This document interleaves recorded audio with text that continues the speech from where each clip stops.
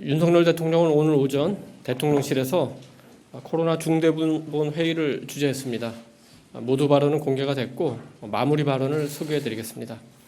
대통령은 며칠 전 국무회의 때도 말씀드렸지만 우리 정부가 개혁을 하려면 과거에 무엇이 문제였는지 정확하게 알고 이것을 어떻게 변화시켜야 할지 생각해야 한다고 말했습니다.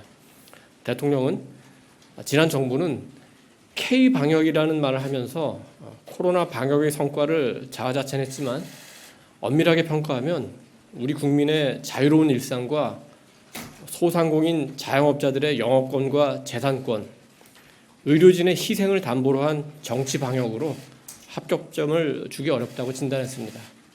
대통령은 코로나 발생 초기에 의사협회의 6차례에 걸친 건의에도 불구하고 중국인 입국자를 통제하지 않은 것, 신도들의 반발로 인한 부작용이 뻔히 보이는데도 법무부 장관이 대구 신천지 본부를 압수수색하라고 공개 지시한 것, 청와대 및 정부의 컨트롤 타워를 전문성이 아니라 이념적 성향을 가진 인사들이 맡은 것 등을 정치적, 이념적 방역의 문제점으로 제시했습니다.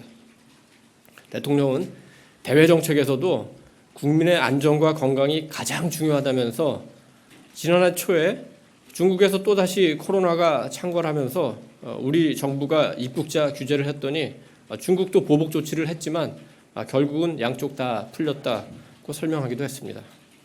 대통령은 팬데믹 대응에 가장 중요한 것은 고위험, 중증 환자를 선별해서 한정된 의료 자원을 선택과 집중해서 투입하는 것이고 이를 위해서는 의료 시스템, 건보 시스템, 정보통신 데이터 등을 연계하고 플랫폼화해야 된다. 이렇게 말하면서 그래야 대상에 적합한 맞춤형 방역이 가능하다고 밝혔습니다. 대통령은 아울러 정부는 의료 시스템과 데이터를 연계해 다음 팬데믹에 대비할 수 있도록 철저히 준비해달라고 당부했습니다. 좀 더 자세한 내용은 곧 배포할 서면 자료를 참고해 주시기 바랍니다. 대통령은 이어 국방혁신위원회 출범식에 참석해서 민간위원 8명에게 위촉장을 수여하고 1차 회의를 직접 주재했습니다. 대통령은 마무리 발언을 통해서 국방혁신의 목표는 크게 두 가지라면서 첫째, 우리가 처한 위험 상황을 정확하게 인식하는 것이고 둘째, 우리 군의 최첨단 과학기술을 적용시켜 군 전력을 강화하는 것이라고 말했습니다. 첫 번째 목표와 관련해서 대통령은 우리는 물론 적에 대해서도 정확히 알아야 한다고 강조했습니다. 대통령은 그런데 과거 정부에서는 국군 통수권자가 전 세계에 북한이 비핵화를 할 거니 제재를 풀어달라고 했다면서 이런 상황에서 국방 체계가 어떻게 됐겠느냐, 결국 군에 골병이 들고 말았다, 이렇게 지적했습니다. 대통령은 정부가 정치 이념에 사로잡혀 북핵 위험에서 고개를 돌려버린 것이라면서 우리 정부가 이런 비상식적인 것을 정상화해 나가야 된다고 강조했습니다. 두 번째 목표와 관련해서 대통령은 디지털, 사이버, 양자 등 우리가 북한의 상대적으로 우위에 있는 첨단 산업과 과학기술에 국방 전력을 강화해야 한다고 강조했습니다.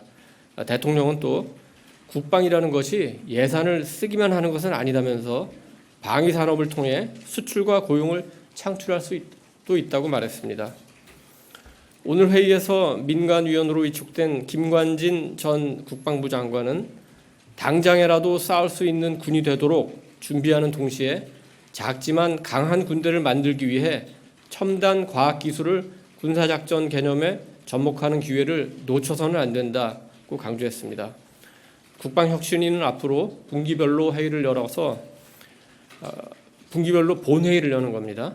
군사전략 및 작전 개념, 군 구조 개편, 국방 예산 우선 투자, 국방 획득 체계 개선 등을 논의할 예정입니다. 대통령은 국방 혁신도 국민과의 공감대가 중요하기 때문에 공개가 가능한 범위에서 알릴 것은 적극적으로 알리라고 당부했습니다. 그래서 좀 더 자세한 내용은 서면으로 함께 발표를 하겠습니다.